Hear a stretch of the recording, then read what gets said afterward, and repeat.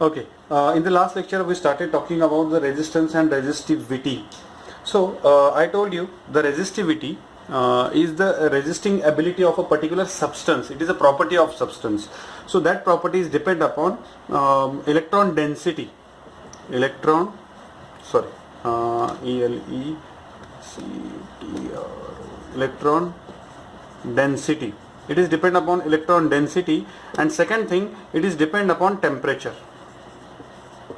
So in the last lecture I told you it depend upon the electron density, and why it is depend upon electron density. मैंने बस थोड़ा सा touch किया था why it is depend upon the temperature, कि temperature जब बढ़ना शुरू हो जाता है तो एग्जैक्टली होता क्या है इन द कंडक्टर्स में होता क्या है. तो होता ये है, जैसे मैंने आपको बताया कि कंडक्टर में टेम्परेचर बढ़ना शुरू हो जाता है, रादर किसी भी सब्सटेंस में जैसे ही टेम्परेचर बढ़ना शुरू हो जाता है तो वो जो बढ़ने वाली थर्मल एनर्जी वो एक्स्ट्रा मिल रही है, उसका पहला काम होता है to free the electrons from the atoms, और दूसरा काम होता है to increase the kinetic energy, to be precise vibrations of the atoms.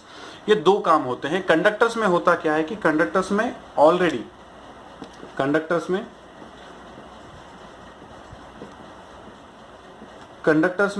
Already होता क्या है कि in the conductors there is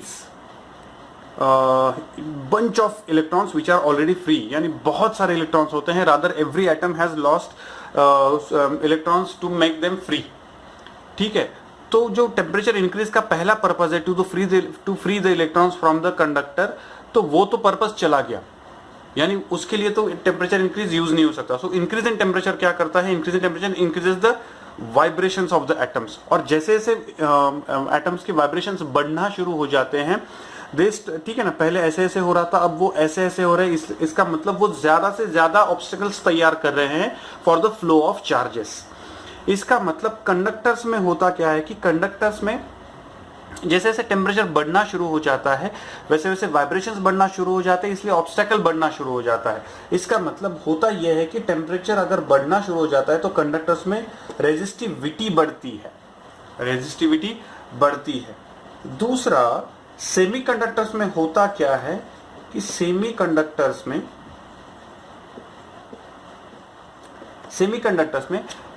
conductor के जैसा नहीं होता है. सेमीकंडक्टर्स में नॉर्मल टेम्परेचर पे there are no free electrons available.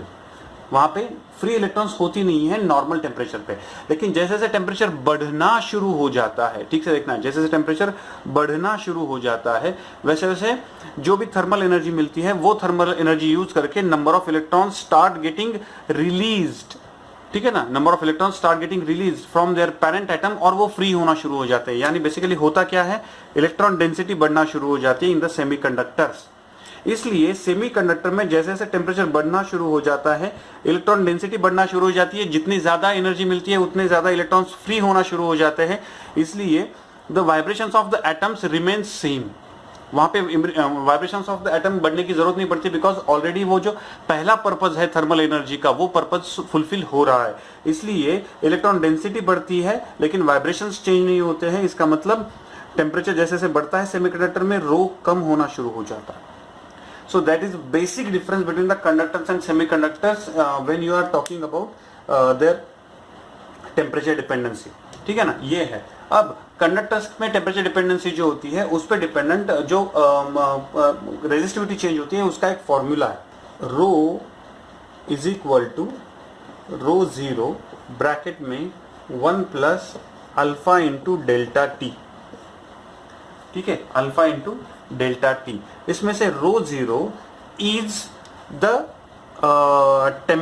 Resistivity of the substance at a particular reference temperature. कोई भी रेफरेंस टेम्परेचर, यहाँ पे 0 लिखा है, इसका मतलब 0 डिग्री सेल्सियस पे नेसेसरी नहीं है, कोई भी रेफरेंस टेम्परेचर. ठीक है ना, rho zero is resistivity at some reference temperature. ठीक है, और उसके बाद 1 प्लस अल्फा को कहा जाता है temperature coefficient of the substance.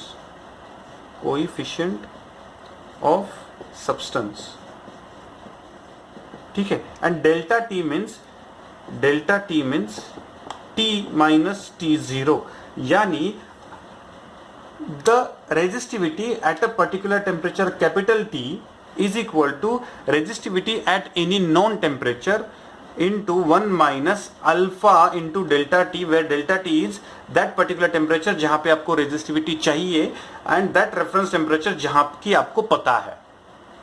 So this is the formula for the resistivity of a substance depending upon the temperature. लेकिन अगर यही फॉर्मूला है, इसको अगर मैं कन्वर्ट करता हूं तो मुझे R का फॉर्मूला मिल जाता है RT, resistance at any temperature is equal to any reference temperature, bracket में बाकी सब कुछ वही रहेगा, अल्फा इंटू डेल्टा टी. बस, getting the point. So this is nothing but temperature dependency of the conductors की टेम्परेचर डिपेंडेंसी के बारे में हम यहाँ पे बात कर रहे हैं. फाइन. अब इस पे एक छोटा सा एग्जांपल करते हैं तो फंडा क्लियर हो जाएगा.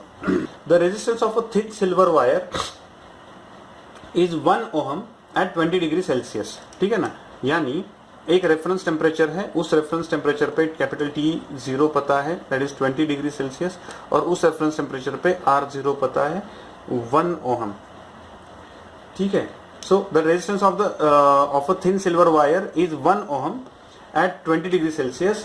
The wire is placed in a liquid bath and its resistance rises to 1.2 ohm. ठीक है ना, यानी RT is equal to 1.2 ohm. The temperature rises to 1.2 ohm. What is the temperature of bath? ठीक है ना, and rho for the silver दिया हुआ है. Rho for the silver is equal to temperature coefficient alpha is equal to 3.8 into 10 to the power minus 3 per degree Celsius. ये उसका unit है, per degree Celsius. ठीक है, तो खत्म. हमें क्या निकालना है, what is the temperature of bath, यानी किस टेम्परेचर पे resistance of the silver wire becomes 1.2 ohms. तो हमें क्या निकालना है, RT. मेरे पास फॉर्मूला है, RT is equal to R0 bracket में 1 plus alpha into delta T.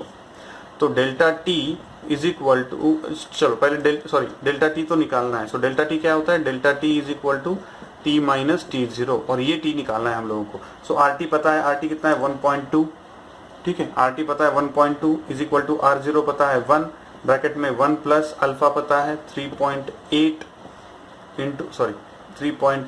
Into 10 to the power minus 3 into delta T. तो ये 1 तो खत्म हो गया, ये वाला भी निकल जाएगा ब्रैकेट, ये +1 इधर आके -1 हो जाएगा. So 3.8 into 10 to the power minus 3 into delta T is equal to कितना मिलेगा मुझे, 0.2 मिलेगा. ये इधर आके माइनस हो गया. So delta T is equal to 0.2 divided by 3.8 into 10 to the power minus 3. Delta T means क्या है हमारे पास, T minus T0. So T minus T0 is equal to ये वाला. So T is equal to ये ऊपर वाला plus T0 हमें पता है, T0 is 20. So this is the answer. आपका फाइनल आंसर आप टैली करके देखो, फाइनल आंसर आपको मिलना चाहिए 72.6 डिग्री सेल्सियस. ठीक है, 72.6 डिग्री सेल्सियस. ट्राई करके देखो, you should get this answer. So this is how it is done. Easy part होता है, टेम्परेचर डिपेंडेंसी ज़्यादा हार्ड नहीं है. So will go in the next lecture, will go for ohm's law. Ohm's law हम solve करना शुरू करेंगे next lecture में. सो आपको और थोड़े फंडे क्लियर करने पड़ेंगे.